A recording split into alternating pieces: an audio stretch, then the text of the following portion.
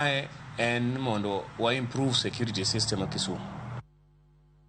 Riwruok mar Hongera Foundation Holland ma oken mar piny owacho ochako chenro mageto kelo dongruok e yore mag gedo mar sikunde mantiere yo ugwe ma pachoka. Jatije riwruok mar Hongera Foundation Mary Ann oyango ni chenro no chano jiwo kinda ma sirkal oketo mar kelo dongruok e yor somo ma pachoka. Kolose nyasi mar yawo ayanga kar nindo mar jopuonjre skund primary ma St Clair Ngala Girls Boarding e sub county ma Ugunja mane oger kokalo kuom riwruok gi Hongera Foundation Kenya. Jakom mar Hongera Foundation Jacob Omondi owacho ni giketo sinani tiyo kamoro achiel kod jokanyo moko e jiwo sekta mar somo. Wan gi mor makende nikech higni mang'eny wasebedo kod gombono. Jonyuol osebedo kod gombono, county osebedo kod gombono, to kawuono waneno ka wendwa makende moa Holland obiro project mane gichako koro gibiro mondo giyawe.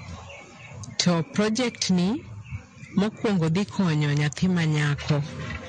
Nyiri some skundni dhi konyo gi medo sombgi.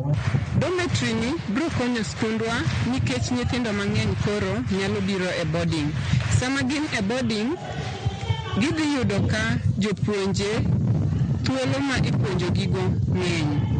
To kaka wang'eyo, nyathi manyako be en nyathi ma dwaro ritruok kabisa.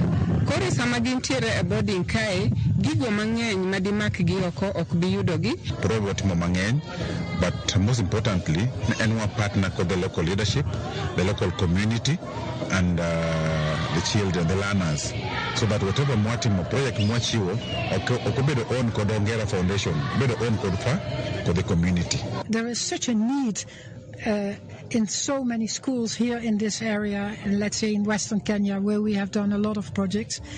And facilities are really very important to make good learning possible here, you know. So, but we feel that it is a joint effort.